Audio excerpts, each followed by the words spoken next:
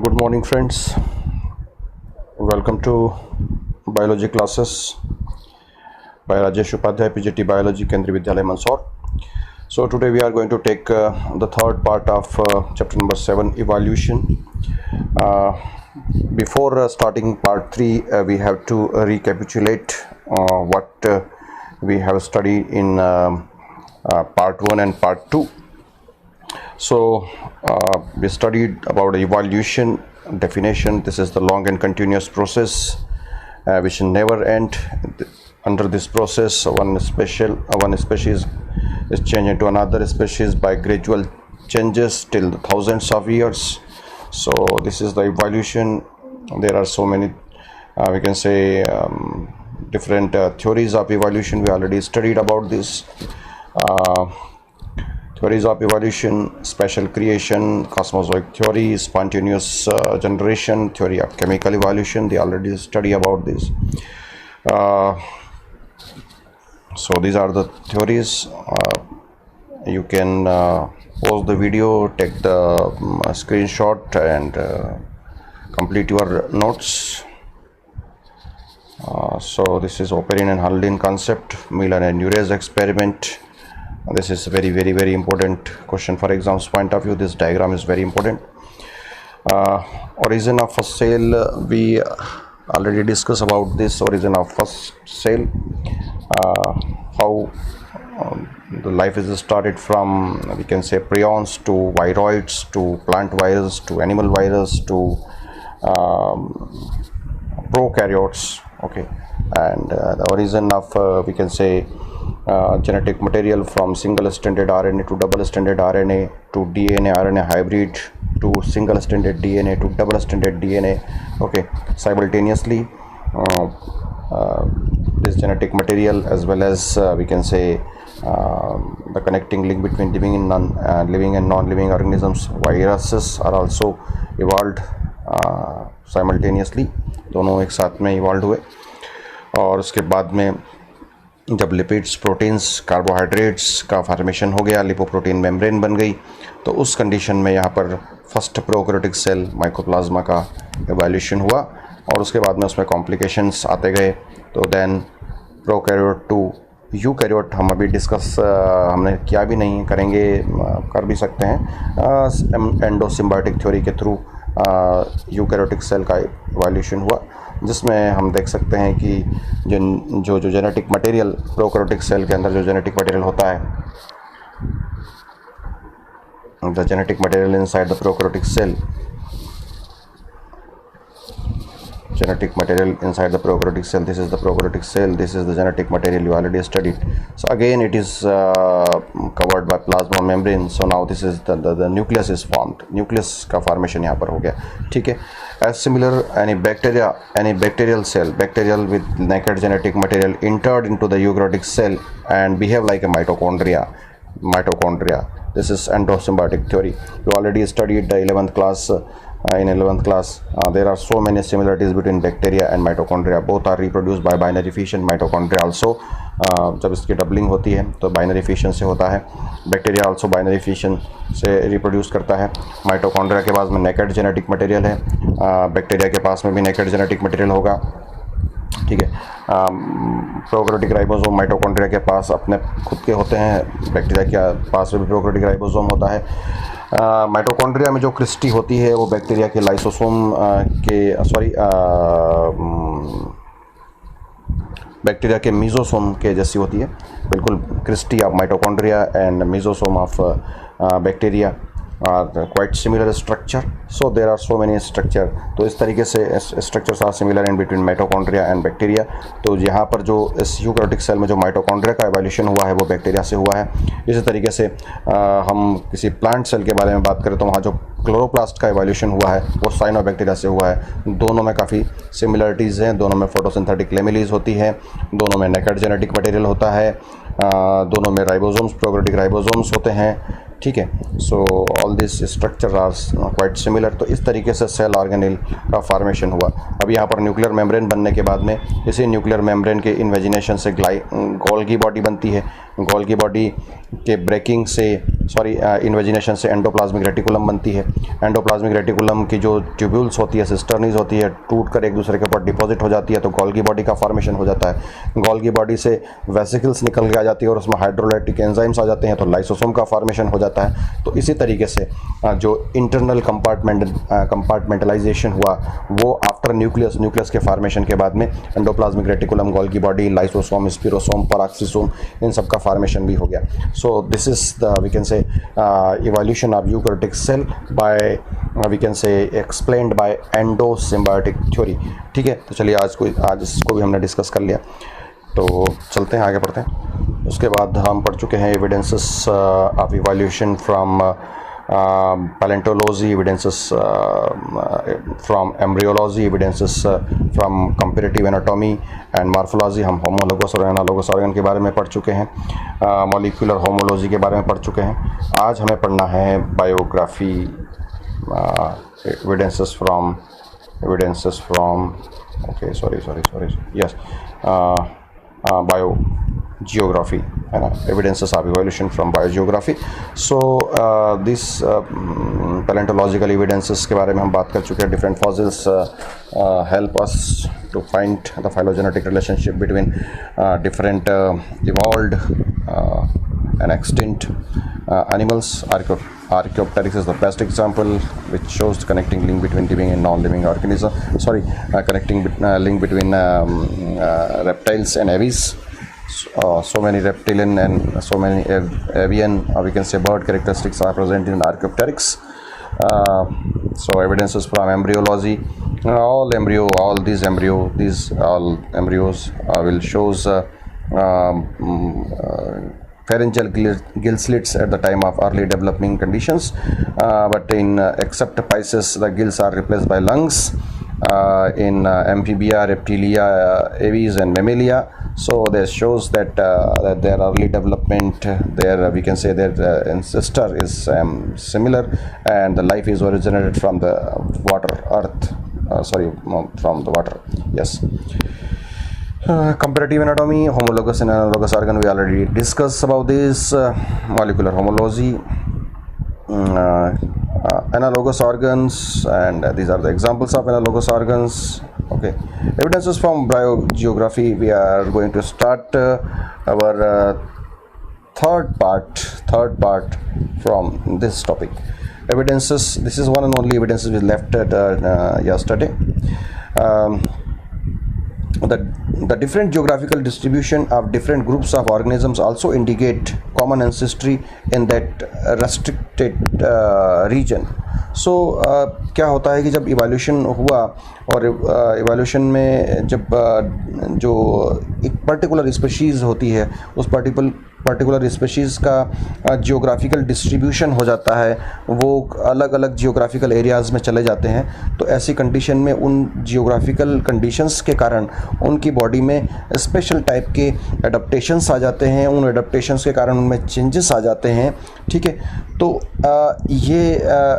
इनकी जो सिमिलरिटीज़ और डिससिमिलरिटीज़ और कब ये आइसोलेट हुए, कितने समय के लिए आइसोलेट हुए, इनके फॉसिल्स को देखकर हम जो है इस तरीके का एक हायरार्कियल सिस्टम बना सकते हैं कि how the particular species has been geographically isolated, or we can say distributed into the different regions, and what kind of adaptations takes place in them according to that particular situation, और उसके basis पे हम उनके phylogenetic relationship तैयार कर सकते हैं और हम बता सकते हैं कि these species are evolved from the same species, same ancestor or different ancestor, and what kind of relation between these two species present in two different geographical areas। ठीक है, तो चलिए इसके बाद हम आगे बढ़ते हैं।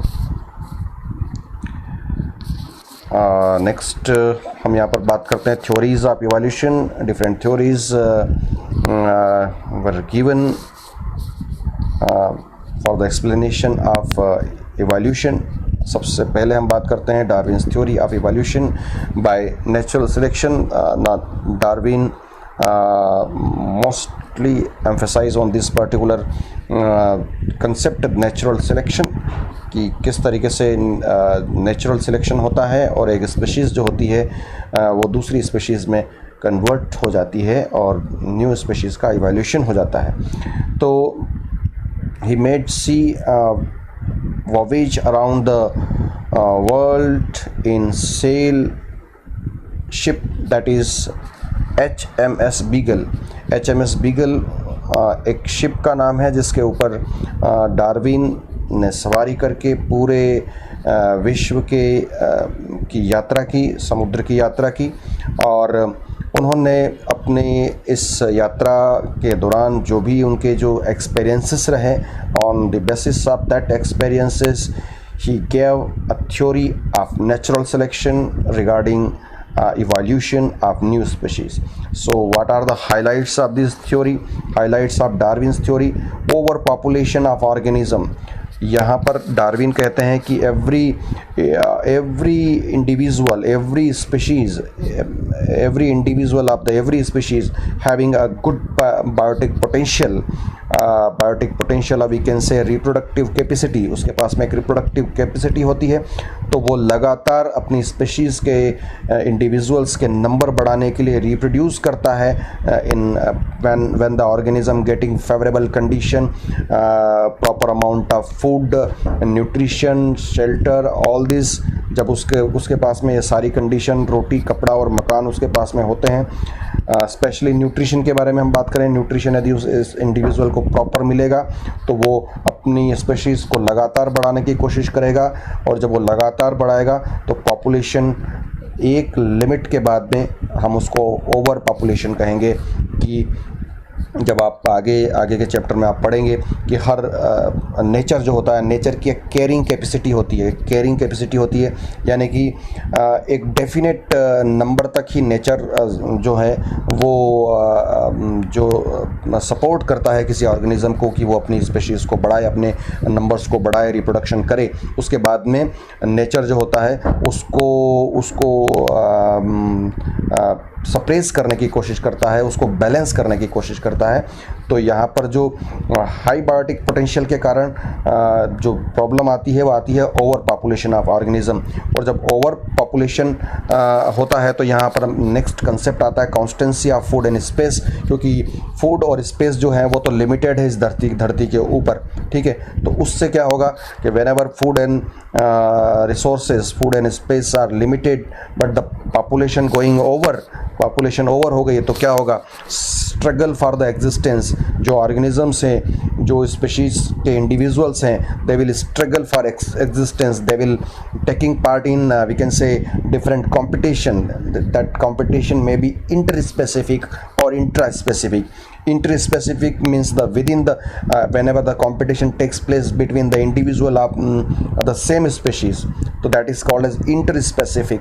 And whenever the competition takes place in between individual of two different species, that is called as what, sorry the first case, यदि सेम स्पीसीज के दो इंडिविजुअल आपस में लड़ेंगे तो this is what intraspecific competition. And दो अलग अलग स्पीशीज के इंडिविजुअल आपस में बढ़ेंगे, that is called as interspecific competition. So this intraspecific competition is going to more we can say बहुत ज़्यादा नुकसान वाला हो सकता है ये. क्यों? क्योंकि और जो बहुत तगड़ा कंपटीशन ये होगा because of these individual of the same species, that is why their requirement is similar.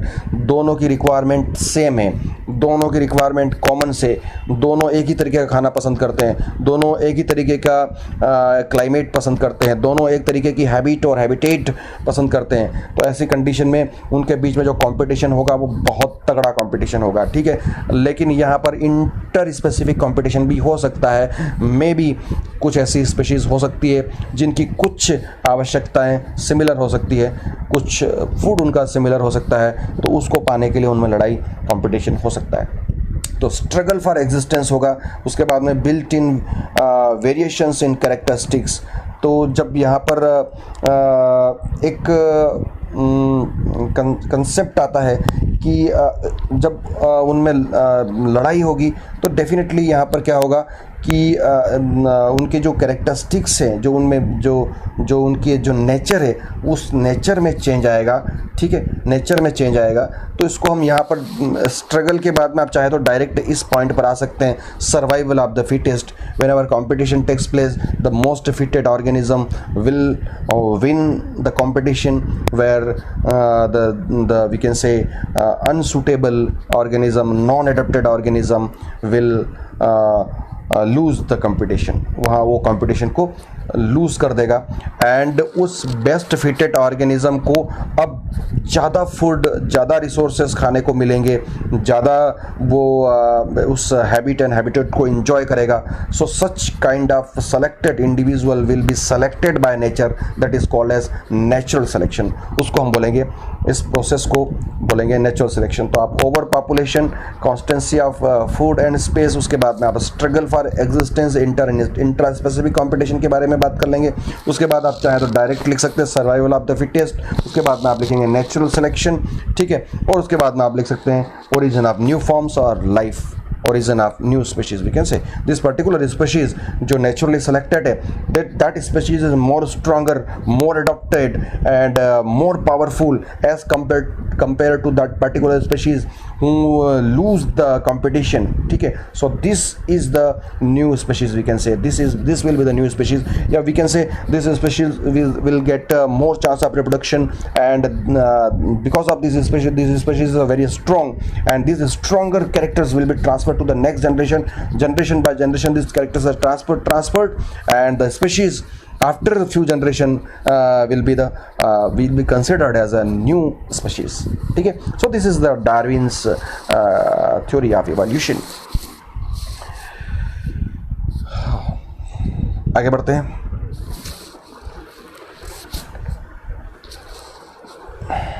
Examples of natural selection. We are going to discuss some interesting example of natural selection, how the organisms are naturally selected.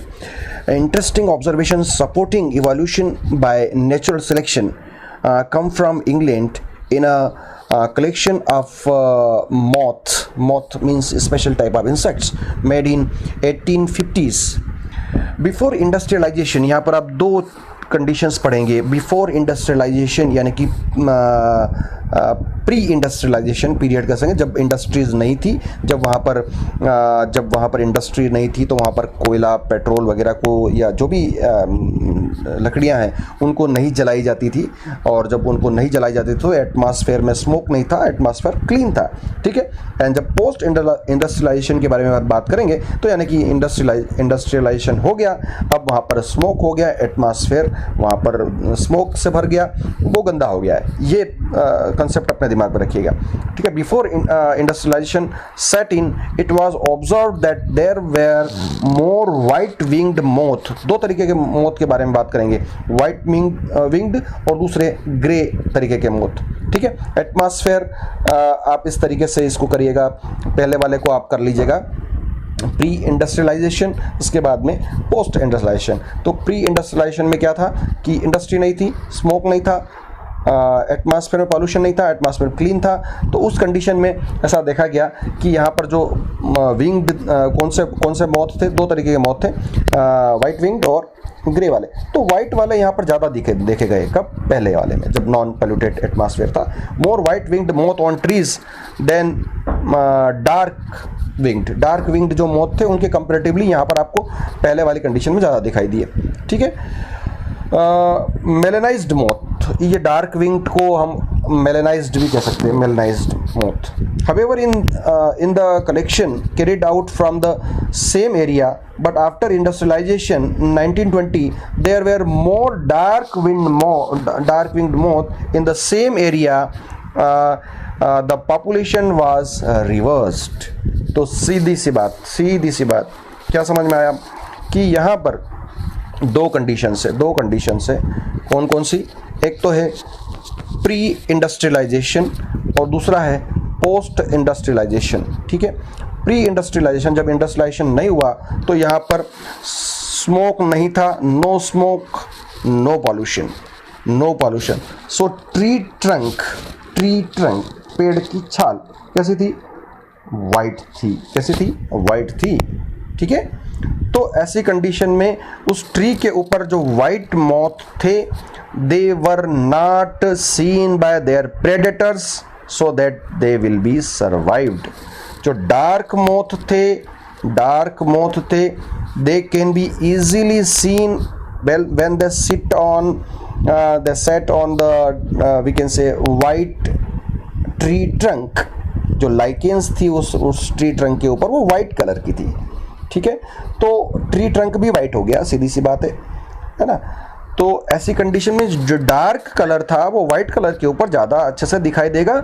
So predators will easily catch this dark moth on the white tree trunk, that is why they were be killed by them। so that at the time of pre-industrialization जो है white winged moth के population काफ़ी ज़्यादा थी और dark की नहीं थी। अब यहाँ पर इंडस्ट्रियलाइजेशन हुआ तो स्मोक आ गया, पोल्यूशन हो गया। जो ट्री ट्रंक थी उसके ऊपर जो लाइकेंस थे वो वाइट से अब कैसे हो गए? लाइकेंस डार्क हो गए, ट्री ट्रंक हो गया डार्क। तो ऐसी कंडीशन में वाइट मोथ थे, they can be easily seen, dark के ऊपर जब बैठेंगे they can be easily seen by their predators and they killed. तो पॉपुलेशन उनकी डिक्रीज होने लगी।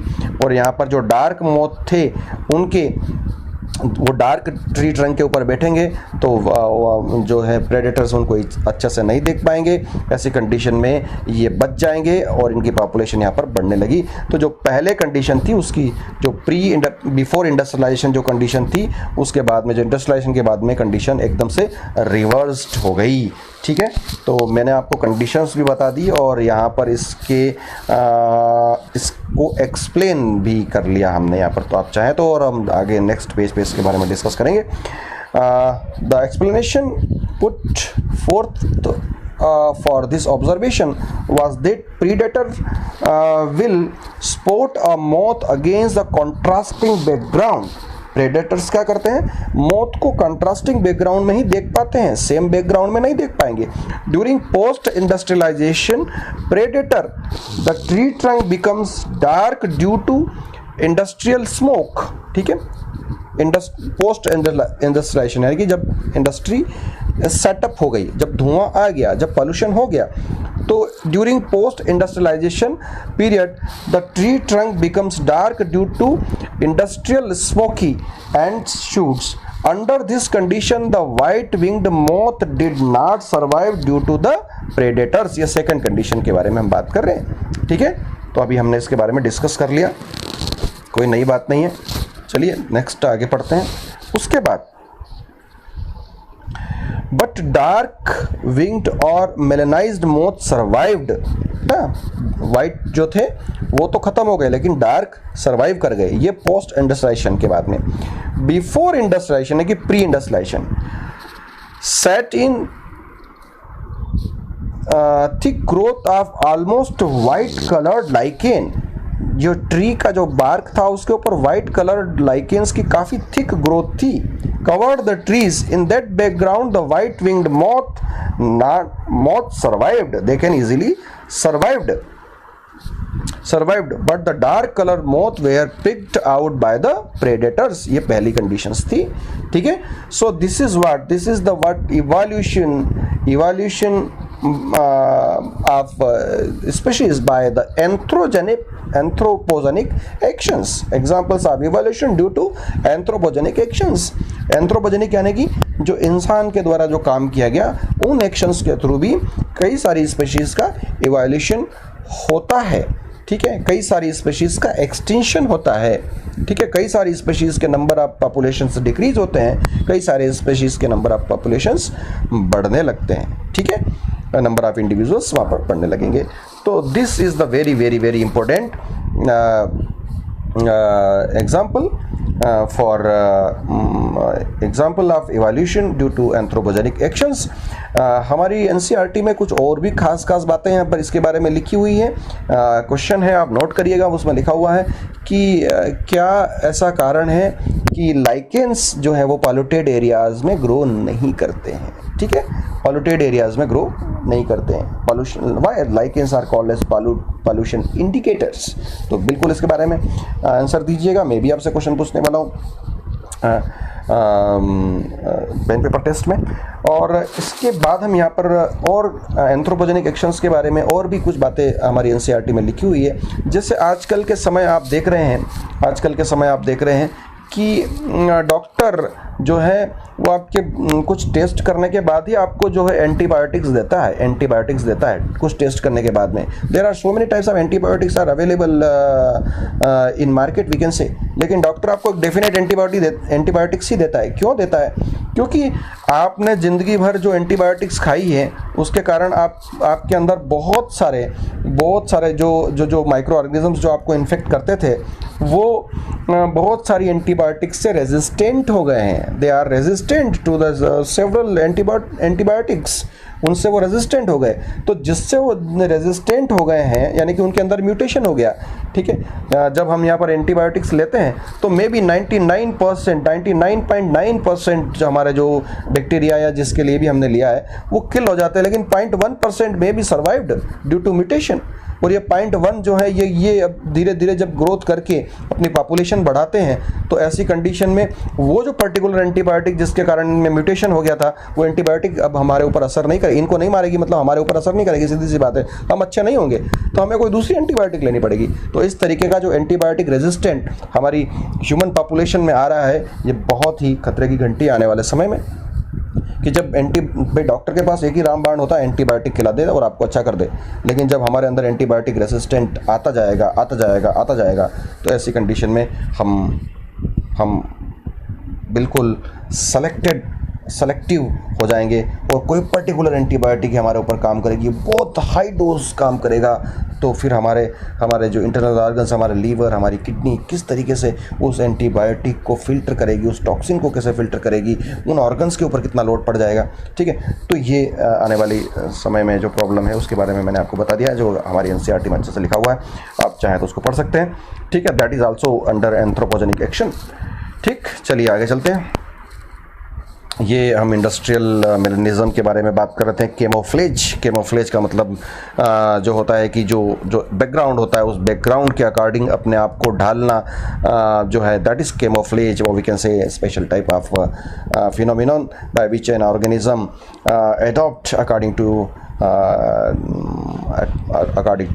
सराउंडिंग एटमॉस्फेयर, ठीक है। तो चलिए, ये डायग्राम बहुत कुछ बोलता नहीं है, हालांकि बहुत कुछ लिखा हुआ नहीं, लेकिन अगर अच्छे से देखें तो ये पूरा इंडस्ट्रियल मेलेनिज्म को आपको एक्सप्लेन कर देता है, ठीक है।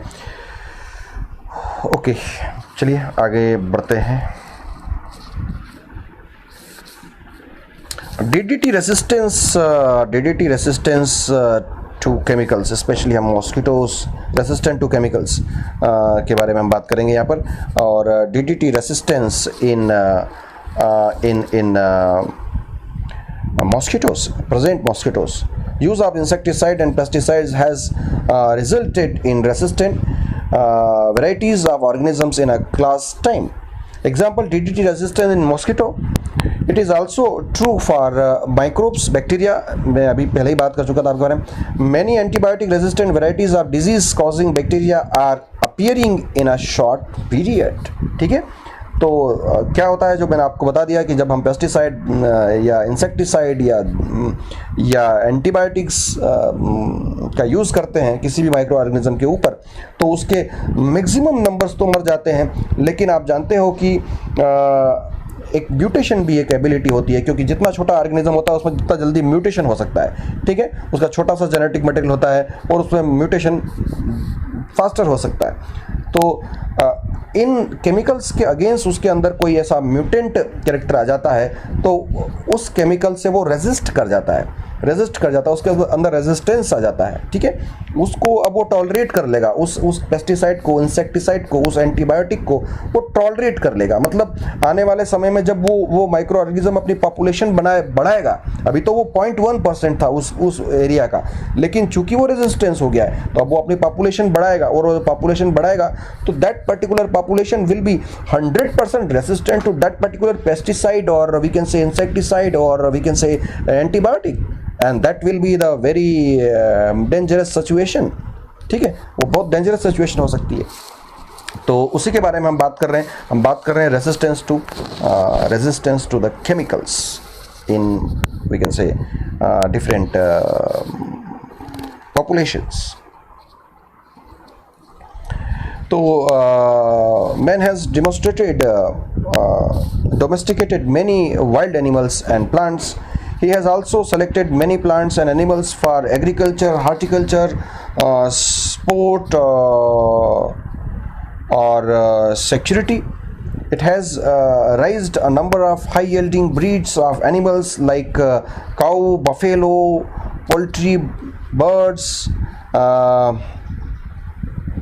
and crops like varieties of wheat, rice, maize, pulses. These are the we can say this is the due to artificial selection. This is what artificial selection by we can say इसमें हम जैसे generally हम इन crops के बारे में बात करते हैं तो यहाँ पर हम बहुत सारी जो वैरायटीज़ हैं वो हाइब्रिडाइजेशन से प्रोड्यूस करते हैं, बहुत सारी वैरायटीज़ हम म्यूटेशन के थ्रू प्रोड्यूस करते हैं, ठीक है।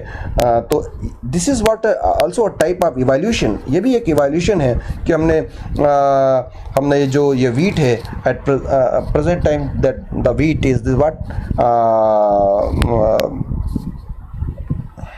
Triticum aestivum. This is Triticum aestivum, and this wheat variety is hexaplite 6N hexaplite, and this variety